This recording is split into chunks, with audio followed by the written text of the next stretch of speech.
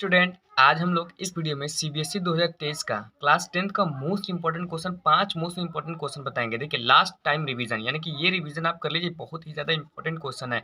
इससे related question आएगा ही आएगा, नहीं तो ये भी क्वेश्चन रिपीट हो सकता है। देखिए कितनी बार क्वेश्चन आया हुआ है, तो एग्जामिनेशन में ऐसे जो हर इंटरवल ऑफ टाइम पे क्वेश्चन रिपीट हुआ है, मैं वही क्वेश्चन बस आपको लाया हूँ। देखिए, पहला क्वेश्चन बोल रहा है if one root of the quadratic equation, यानी कि ये हमारे पास एक क्वाड्रेटिक इक्वेशन है, उसका एक रूट 2/3 है, then find the value of k. तो के वैल्यू फाइंड, जब भी इस तरीके से आपको क्वेश्चन पूछे तो बेझिझक आपको क्या करना है, जो भी ये वैल्यू है, यानी कि एक इक्वेशन दिया रहा है और एक रूट दिया है हमारे पास, तो जो इक्वेशन है बस इस इक्वेशन में इस रूट को उठा कर रख देना है। जैसे ही इस इक्वेशन में इस रूट को उठा कर रख देंगे, यानी कि एक्स के जगह पे जहाँ जहाँ एक्स है वहाँ वहाँ ये भी जो वैल्यू रखा है दिया है वो आपको रख देना है, तो वहाँ से आप आराम से एक्स के की मान निकाल लेंगे। देखिए हमने क्या किया, ये हम पास ये इक्वेशन दिया था और चुपचाप से हमने क्या किया, इस रूट को मान लीजिए अल्फा मान लिया हमने 2/3, तो 2/3 जैसे ही माना तो यहाँ पास इसके जगह पे 2/3 रखा, स्क्वायर स्क्वायर लगा दिया और जहाँ जहाँ एक्स था वहाँ जब भी मैंने सॉल्व किया तो के की मान हमारे पास निकल गया 2। तो ये पहला क्वेश्चन हमारे पास खत्म।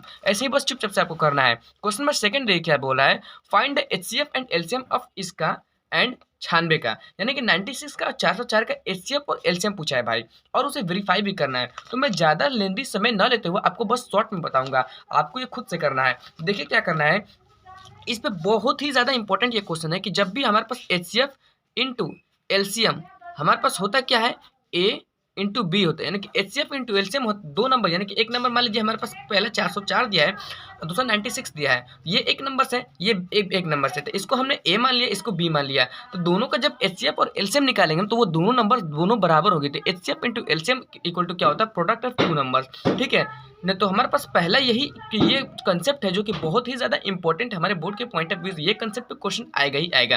तो इन दोनों का एचसीएफ और एलसीएम निकालना है। तो देखिए हमने एलसीएम निकाला है पहले से, 404 और 96 का एलसीएम निकाला है, और जब एलसीएम हमने निकाला तो हमारे पास कितना आया, 9696 आया। और आपको एचसीएफ निकालना है। एचसीएफ किस तरीके से निकाला जाता है, एचसीएफ 404 अलग से निकालोगे आप और 96 का अलग से निकालोगे, जो कॉमन पार्ट होगी वही यहाँ पास एचसीएफ होगे, और इसे वेरीफाई भी करना है। तो जब वेरीफाई आपको करना है तो क्या करना है, आपको पहले ये दोनों नंबर्स को प्रोडक्ट कर देना है, और दोनों नंबर्स को प्रोडक्ट करके आपको क्या करना है, एचसीएफ को भी प्रोडक्ट करना है और एलसीएम को भी प्रोडक्ट करना है। जब दोनों बराबर आएगा तो हम पास ये वेरीफाई हो गया। क्वेश्चन नंबर सेकंड कंप्लीट हो गया। अब क्वेश्चन नंबर थर्ड देखिए, क्वेश्चन नंबर थर्ड क्या बोला है हमारे पास, ऑब्टेन ऑल द जीरोस। हमारे पास एक क्वाड्रेटिक इक्वेशन, सॉरी एक बाई क्वाड्रेटिक इक्वेशन दिया है और इसका सभी जीरोस को ऑब्टेन करना है। जब दो हमारे पास जीरोस इसका दे दिया, ये और ये, इतना ज़्यादा इंपॉर्टेंट, हमारे पास 6 नंबर का एक क्वेश्चन आता है एग्जामिनेशन में, इतना ज़्यादा इंपॉर्टेंट है कि क्या कहें आपको। देखिए किस तरीके से आप ऑब्टेन करेंगे, प्राप्त ऑब्टेन मतलब निकालिए किस तरीके से, दो जीरो जब भी देखिए जिसका किसी कोई भी इक्वेशन दिया रहे उसका हाईएस्ट पावर 4 है, तो समझ लीजिए उसका जीरोस भी 4 बनेगा, तो 4 जीरोस बनेगा, तो दो हमारे पास दे दिया है और दो और निकालना था। किस तरीके से निकालेंगे, ये जो इक्वेशन दिया है उसको मान ला हमने एफ एक्स मान लिया, ठीक है। एक हमारे पास एक्स इक्वल टू इतना दिया है और एक्स इक्वल टू हमारे पास -5/3 दिया है, तो जब हमारे पास ये इधर आएगा तो माइनस में बदल जाएगा और जब ये इधर आएगा तो प्लस में बदल जाएगा। अब इन दोनों को हम जब डॉट प्रोडक्ट करते हैं, दोनों को जब हम मल्टीप्लाई करते हैं तो हमारे पास एक्स स्क्वायर -5/3 कैसे, ये देखिए एक्स माइनस एक ब्रैकेट में ए माइनस बी है और एक ब्रैकेट में ए प्लस बी है, तो फॉर्मूला बनता है यहाँ पास ए स्क्वायर माइनस बी स्क्वायर का फॉर्मूला बनता है। तो जो ये बन के निकल के आया, यानी कि जो ये निकल के आया ये फैक्टर होता है एफ एक्स का, ये ध्यान रखिए हमेशा एफ एक्स का फैक्टर होता है। तो जब एफ एक्स का फैक्टर होगा इसका मतलब कि जो हमारे पास पोलिनोमियल, इससे हम उस पोलिनोमियल को डिवाइड कर सकते हैं। तो एक्स स्क्वायर -5/3 जो है इस 3x का power plus 6x cube minus 2x square minus 10x minus 5 का फैक्टर है, तो इससे हम डिवाइड किए। तो जब डिवाइड किए तो हमारे पास क्या आया, ये आया आंसर। और हमारे पास जब भी लास्ट में क्या आया, लास्ट में हमारे पास रिमाइंडर ये बचा है। मैं उम्मीद करता हूँ कि आपको ये डिवाइड करना आता होगा, अगर नहीं आता होगा तो कमेंट में प्लीज़ मेंशन कर देगा, मैं आपको बता दूँगा, क्योंकि इस डिविजिबल के बिना आपको ये जो क्वेश्चन है नहीं हो पाएगा भाई। ठीक है, जब मैंने डिवाइड किया तो हमारे पास बना क्या, ये हमारे पास इसका आया क्वेश्चन आया और हमारे पास रिमाइंडर क्या आया, ये आया। ठीक है, तो हम एक फॉर्मूला जानते हैं, dividend equal to divisor into question plus remainder. इससे नहीं समझ में आया तो देखिए इन दोनों को मल्टीप्लाई कर अगर इस रिमाइंडर को हम जोड़ देते हैं तो इसके बराबर आ जाएगा। फिर भी नहीं समझ में, तब देखिए अगर हम 3 से अगर हम मान लीजिए 7 को डिवाइड करते हैं तो 3 2 जा 6, बचा रिमाइंडर कितना 1। ठीक है, तो इन दोनों को मल्टीप्लाई करके 3 × 2 प्लस इस रिमाइंडर को जोड़ देंगे तो हमारे पास 7 के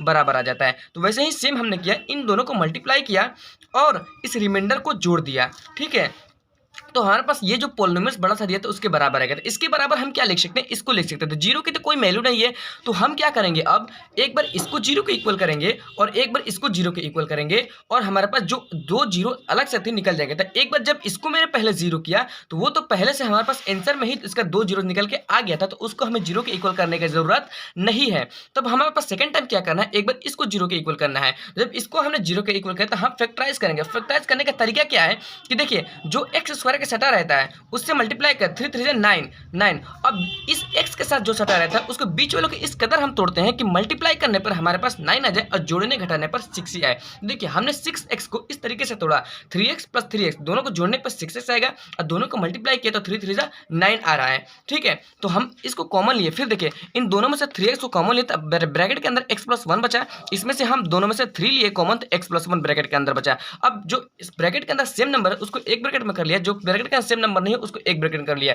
मतलब 3x प्लस 3 को 3x और ये 3 को एक ब्रैकेट में कर लिया, जो सेम है उसको एक ब्रैकेट में कर दिया और दोनों को जीरो के इक्वल कर दिया। तो एक बार इसको जीरो के इक्वल किया हमने और एक बार इसको जीरो के इक्वल किया। दोनों को जब जीरो के इक्वल किया तो x इक्वल टू हमारे पास -1 आया and another time x equal to -1 आया। तो देखिए दो जीरोस और हमने निकाल लिए, x equal to -1 x equal to -1, दो जीरोस ये था। अब पहले दो जीरो वो निकाल के रखा हुआ था हमारे पास रूट में 513 माइनस रूट में 513। ठीक है, ये दोनों जीरोस निकाल के रखा हुआ था। तो हमारे पास क्वेश्चन नंबर 3 भी कंप्लीट हो गया। दो जीरोस ये निकालता, दो जीरोस हमने निकाल लिया डिवाइड की मदद से। आई होप कि आपको ये भी क्वेश्चन बहुत अच्छे तरीके से समझ में आया होगा। अब क्वेश्चन नंबर 4 पे आपको दिखाते हैं। देखिए क्वेश्चन नंबर 4, अब क्वेश्चन नंबर 4 देखिए, the 11 terms of the AP. इतनी ज्यादा इंपॉर्टेंट ये क्वेश्चन, जितने ज्यादा देखिए कितनी बार पहले आ चुका है ये देख लीजिए। जितनी ज्यादा क्वेश्चन इंपॉर्टेंट है उससे भी ज्यादा इंपॉर्टेंट क्या है, इसका फॉर्मूला। ये जो फॉर्मूला है ये इतनी ज्यादा इंपॉर्टेंट है, हर इंटरव्यू पे इस फॉर्मूले पे आपकी एपी से क्वेश्चन आ ही जाता है।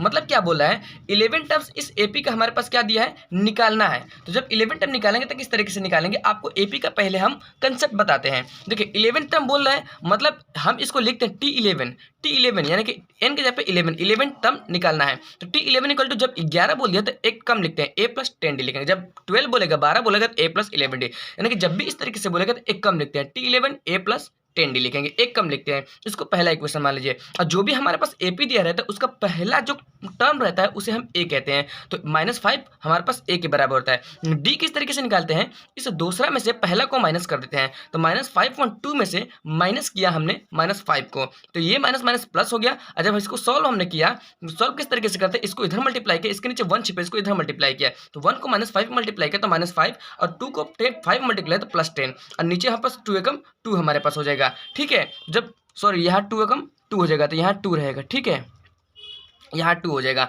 अब देखिए 10 में से 5 जाएगा, कितना बचेगा हमारे पास, 5 बचेगा। तो हमारे पास 5 डी इक्वल टू निकलेगा, डी इक्वल टू 512 निकलेगा। ठीक है, ये है। अब हमारे पास क्या है, T11 निकालना था, तो a प्लस 10d एक कम लिखते हैं, a की जगह पे -5, क्योंकि हमारा पहला पद ही हमारे पास पहला टर्म्स ही a होता है। तो a की जगह पे हमने रखा -5 प्लस 10, और d की जगह पे हम रखेंगे 512, तो यहाँ 51 आप 2 रखिएगा। ठीक है, तो 2 1 2, 2 5 10। ठीक है, तो T11 -5 प्लस 5 5 25 हो जाएगा, यहाँ 25 रहेगा। अब 25 में से 5 जाएगा, कितना बचेगा हमारे पास, 20 बचेगा। तो T11 हमारे पास 20 आ जाएगा आंसर। ठीक है, आई होप कि आपको क्वेश्चन नंबर हमारे पास ये जो 4 थी बहुत अच्छे तरीके से समझ में आया होगा। अब देखिए question number 5 and the last important question, जो कि बहुत ही ज़्यादा इंपॉर्टेंट है आपकी बोर्ड की पॉइंट ऑफ व्यू से। देखिए पहले आपको ये क्वेश्चन आपको करना ही करना है, क्योंकि आपका एग्जामिनेशन में 4 नंबर का ये क्वेश्चन आएगा। देखिए क्वेश्चन नंबर 5 क्या बोला है, if the lines given by ये, यानी कि एक हमारे पास लाइन दिया है और ये दिया है, दो लाइन दिया है। If the lines given by ये एंड ये आर पैरेलल, ये दोनों पैरेलल हैं, देन वैल्यू ऑफ के की वैल्यू निकालना था। देखिए कितनी बार पहले आ चुकी है, ये क्वेश्चन जितना इंपॉर्टेंट उससे ज़्यादा ये कंसेप्ट इंपॉर्टेंट है। हमने आपको ये कंसेप्ट पहले बताया। देखिए a1/a2 equal to b1/b2 equal to c1/c2, इतनी ज़्यादा इंपॉर्टेंट कंसेप्ट है कि क्या कहने के लिए। देखिए a1 किसे कहते हैं, जो x के साथ पहली लाइन में सटा रहता है उसे a1 कहते हैं। b1 किसे कहते हैं, जो y के साथ पहली लाइन में सटा रहता है जिसे b1 कहते हैं, और जो कॉन्स्टेंट होता है उसे c1 कहते हैं। इसमें a2 b2 ये c2 है। ठीक है, तो यहाँ पे k की वैल्यू निकालना है, तो a1/a2 करिएगा equal to b1/b2 equal to c1/c2। जब आ जाए तो वो पैरेलल लाइन के लिए ये कंसेप्ट होती है। तो a1 हमारे पास 9 है अपन a2 हमारे पास x के साथ 2 है। फिर देखिए b1 क्या है, जो y के साथ पहली लाइन में सटा हुआ है 2 के, अपन y के साथ दूसरी लाइन में सटा है वो b2 है 5, इक्वल टू c2 क्या है, c2 इसको इधर करेंगे तो c2 -2 अपन हमारे पास क्या है इधर c2 1। अब इसको कंपेयर कर लेगा, तो इन दोनों को हमने कंपेयर किया, इन दोनों को बराबर के k की वैल्यू निकाल लिया 45.14। ठीक है, अब देखिए क्वेश्चन नंबर 5 6 देखिए कितनी ज़्यादा important, prove that root 3 is an irrational number. तो ये पहले आप देख लीजिए किस तरीके से करना है, धीरे धीरे मैं दिखा दे रहा हूँ सारा किस तरीके से मैंने किया है, आप उसी तरीके से आप कर लीजिएगा, लेकिन इसका मैं कंसेप्ट आपको बताऊंगा पहले। ठीक है, ये हो गया। और इधर देखिए, इधर हमारे पास थोड़ी सी बचा है और ये इतना था, ये इतना हमारे पास है। ठीक है, ये हमारे पास क्या है, हमने प्रूफ किया है रूट 3 को। अब किस तरीके से करना है आप देखिए, इसको पहले स्क्रीनशॉट कर लीजिएगा, जो मैंने दिखाया है उसको आप स्क्रीनशॉट कर लीजिएगा। देखिए किस तरीके से करना है आपको, जब भी इस तरीके से रूट 3 रूट 2 रूट 5 इस तरीके से जब भी आए ना इरेशनल प्रूफ करने के लिए, तो कुछ नहीं आपको करना है, बस क्या करना है आपको इस रूट 3 को a अपन b के फॉर्म में मानना है। मतलब सबसे पहले रूट 3 को ना इरेशनल प्रूफ करना, तो उसका उल्टा मानना है, रेशनल मानना है। तो जब रेशनल आप मानेंगे ना तो आप a अपन b के फॉर्म में लिख दीजिएगा, रूट 3 को a अपन b के फॉर्म में लिख दीजिएगा। ठीक है, अब ये लिखेंगे या नहीं लिखेंगे बात अलग है, वो क्योंकि लिखना बहुत ज़्यादा इंपॉर्टेंट, लेकिन आप भूल जाएंगे तो बात अलग है। देखिए ए अपन बी के फॉर्म में लिख देना, दोनों को स्क्वायरिंग कर देगा, स्क्वायरिंग के 3 हट गया, ए स्क्वायर अपन बी स्क्वायर। फिर देखिए यहाँ बी स्क्वायर को उधर ट्रांसफर कर 3 को इससे, तो ए स्क्वायर अपन 3 आया, यानी इसमें इट मीन्स क्या हुआ, ए स्क्वायर 3 से डिविजिबल है। जब ए स्क्वायर 3 से डिविजिबल है तो यहाँ पर 3 भी, सॉरी ए भी 3 से डिविजिबल होगा। फिर हमने a को 3m माना।